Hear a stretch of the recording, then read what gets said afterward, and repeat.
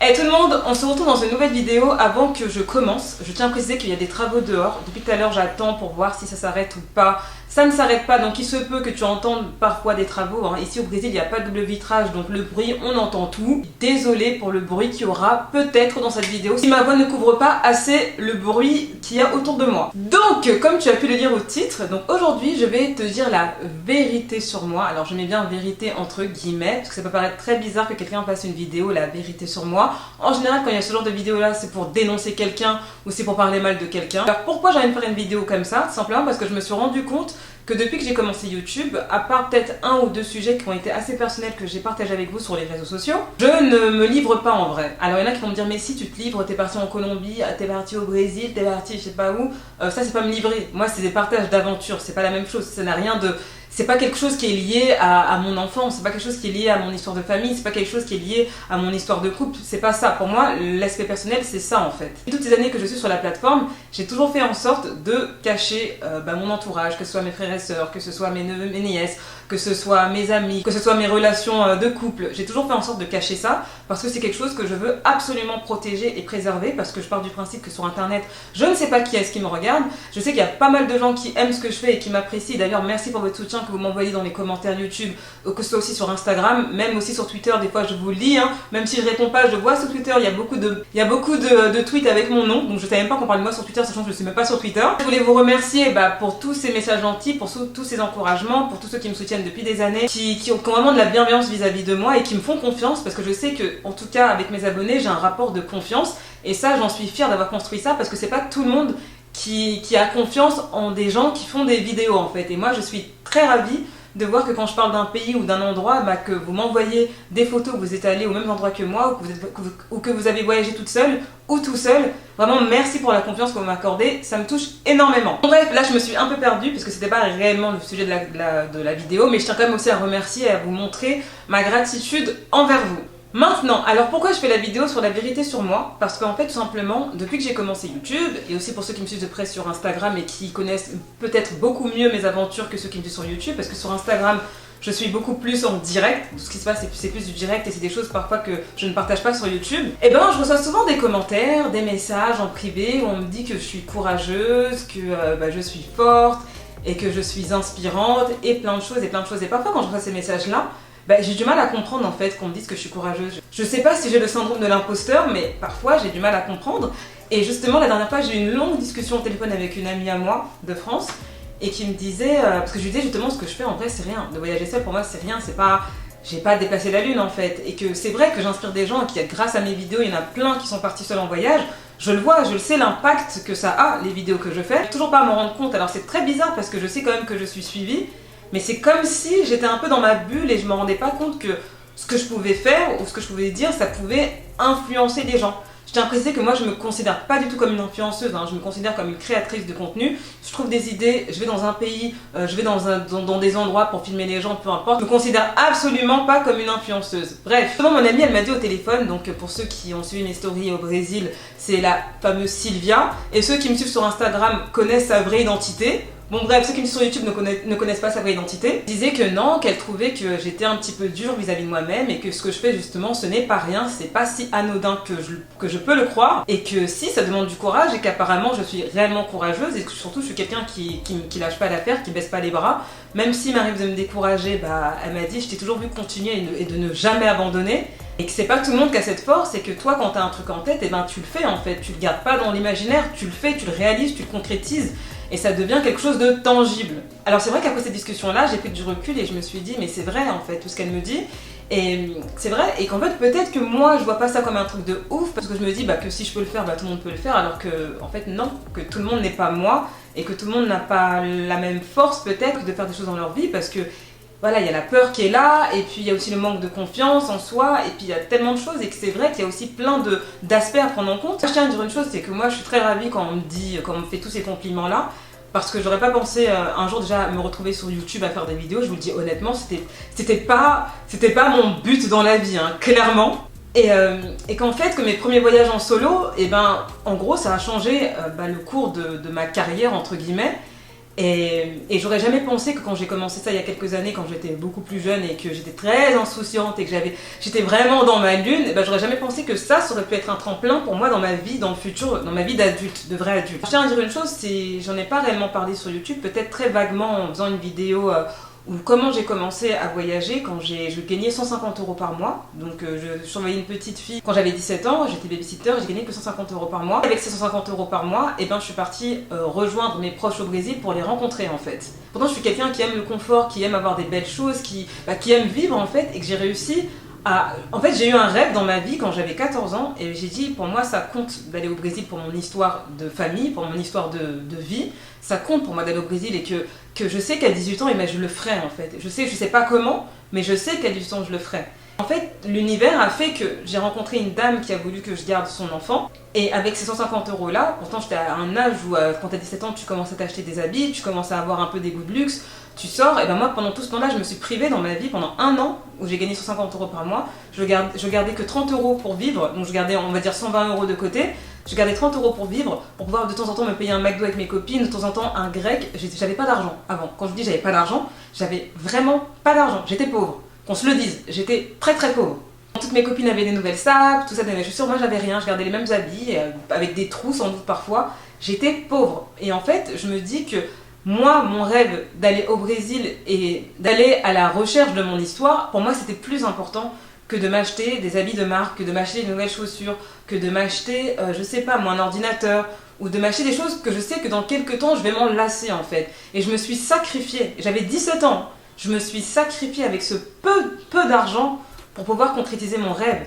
Et c'est à partir de là où j'ai vu la valeur de l'argent, et c'est à partir de là où j'ai vu le sens des priorités dans ma vie. J'ai économisé ces pauvres 150 € par mois. J'ai fait mon passeport, parce que mon passeport il a expérimé. J'ai mis de l'argent de côté pour mon argent de poche, et je suis partie 2 mois au Brésil rencontrer mes proches en fait. Et ça a été quelque chose dans ma vie qui a changé ma vie, ça a été un grand tournant dans ma vie. Et de là où j'ai commencé à me dire, ah oui en fait dans la vie il faut se battre, que parfois tu ne peux pas compter sur tes parents, parce que moi personnellement j'ai pas eu des parents aisés, contrairement à ce que beaucoup de gens peuvent penser. J'ai pas du tout eu des parents aisés, j'ai eu des parents qui ont serré la ceinture pour qu'on puisse manger à notre faim, pour qu'on puisse avoir un toit, pour qu'on puisse être habillé décemment pour aller à l'école. J'ai eu des parents qui se sont sacrifiés pour leurs enfants, parce qu'on est 6 enfants, je tiens à préciser, je suis pas fille unique, on est 6, et que ça n'a pas été toujours facile et tout. Et j'ai dû me gérer très jeune toute seule en fait. Très jeune, je me suis dit il va falloir que je crée de l'argent en fait. Très jeune, il va falloir que je travaille à côté de mes études. Très jeune, il va falloir que je me batte pour vivre mes rêves. Parce que mes parents, ils pourront pas me l'offrir, ils n'ont pas les moyens. Alors, vraiment, je tiens à dire que je suis vraiment, mais alors vraiment partie de rien. Alors je sais que sur les réseaux, on me traite de fille de Bourges, d'enfant gâté ou je sais pas quoi. Ma vie, elle a pas été comme ça. Ma vie, elle a pas du tout été comme ça. Je n'ai pas été une privilégiée de la vie, alors loin de là. Moi, mes opportunités dans ma vie, je les ai créées. Je me suis battue, j'ai défoncé les portes. J'ai eu du culot dans ma vie pour en arriver là où est-ce que je suis. Et dans ma vie, j'ai fait des sacrifices très très jeunes, mais extrêmement jeune. J'ai pu profiter d'une manière différente en allant m'acheter les dernières TM, parce qu'à l'époque, moi, on mettait des requins, tout ça, ou les dernières Air Force. Je me suis jamais donné l'opportunité de m'offrir ça. Pour moi, le plus important, c'était de vivre ce que j'imaginais dans ma tête. Moi, très jeune, j'ai voulu commencer à faire des voyages. Le plus important, c'était d'aller à la rencontre de mes origines au Brésil. C'était ça le plus important. Et ça a été comme ça, en fait. Et puis après, j'ai eu aussi des moments de galère, que ce soit financière, que ce soit financier, tout ça. Donc j'ai eu des moments, surtout quand j'allais à l'école, donc je pouvais pas trop concilier école et études parce que j'avais un peu de mal à faire les deux. Et après j'ai eu un autre boulot, donc je te mets cette vidéo dans le i ici ou ici, je sais plus exactement où c'est. Donc j'ai fait une vidéo sur mes jobs de l'enfer et c'était mon deuxième boulot dans un resto chinois. Donc oui, ça peut paraître assez bizarre parce que je ne suis pas asiatique et généralement dans les restos chinois, ils n'embauchent que des Chinois.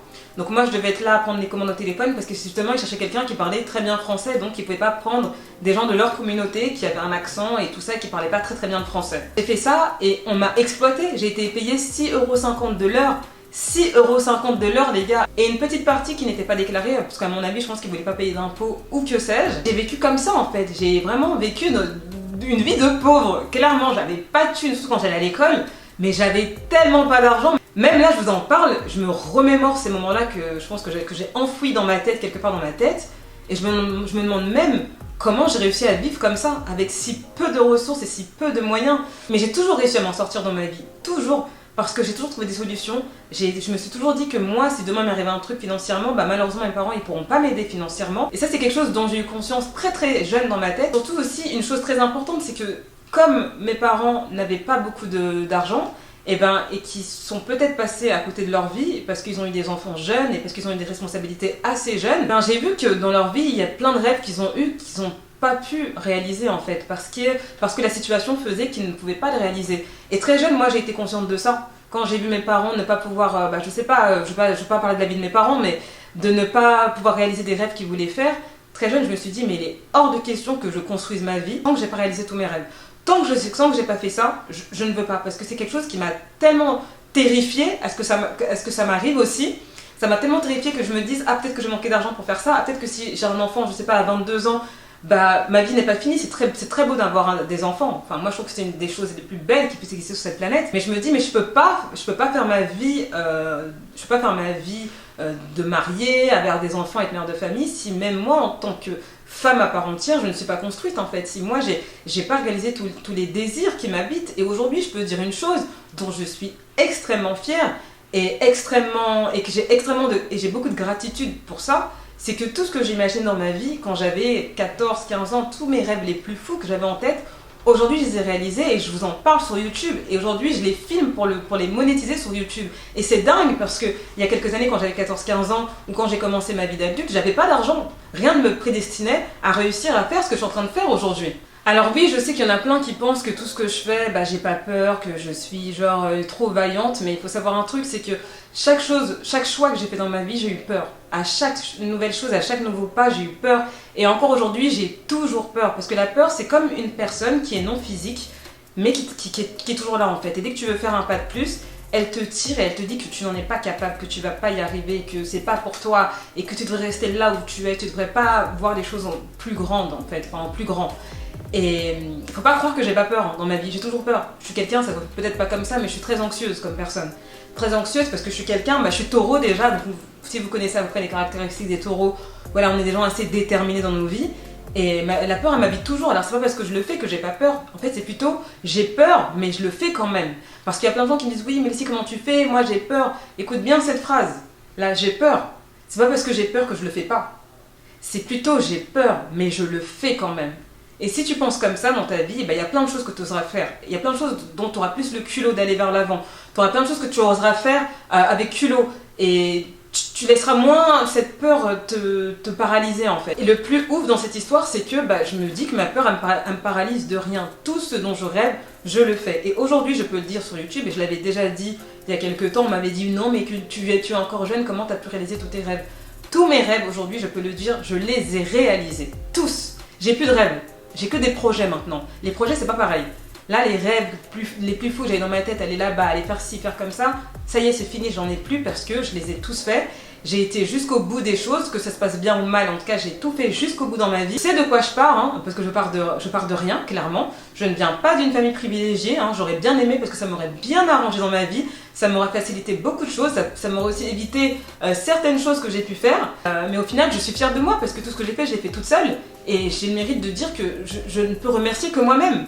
Il n'y a personne qui m'a aidé à faire tout ce que j'ai fait dans ma vie, il n'y a personne. Alors oui, les encouragements et tout, c'est un fait, mais quand je dis personne m'a aidé, c'est dans le sens de pécuniaire en fait. Personne m'a donné de l'argent, personne. Je l'ai fait toute seule, jusqu'au bout, il n'y avait personne avec moi, et même ceux qui ne croyaient pas en moi à l'époque, je pense que ces personnes-là me regardent sur YouTube, j'en suis sûre, mais même je m'en tape. Mais en tout cas, une chose est sûre, c'est que les gens peuvent voir que je l'ai fait et j'étais seule. Et quand personne ne croyait en moi, moi j'étais la seule à croire en moi. J'étais la seule. Les deux seules personnes qui croyaient en moi, c'était ma mère, malheureusement qui n'est plus de ce monde, et moi-même.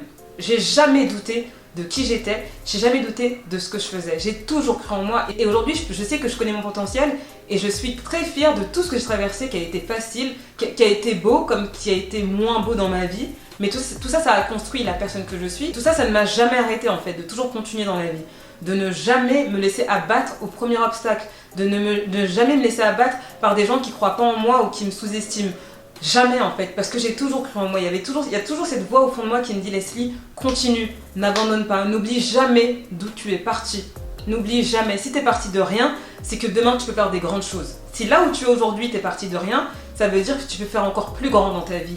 et surtout ne doute jamais de toi. Et franchement là le fait d'en parler, la vérité ça m'émeut. Là je me retiens et tout dans la vidéo de pas rentrer dans mes émotions, mais je vous jure que je suis grave émue parce que en fait tout ce que j'étais avant c'est comme si je l'avais oublié en fait. Je sais pas comment vous expliquer, ou peut-être c'est ma tête qui fait un déni ou j'en sais rien, mais c'est comme si je l'avais oublié et surtout que je n'oublie jamais dans ma vie, mais jamais de quoi je suis partie. Parce que je suis pas arrivée ici par hasard, loin de là. C'est pas donné à tout le monde de se donner les moyens de vivre ce qu'il a envie de vivre. Parce que des gens, je pense qu'il y a beaucoup de gens dans la vie qui ne s'écoutent pas.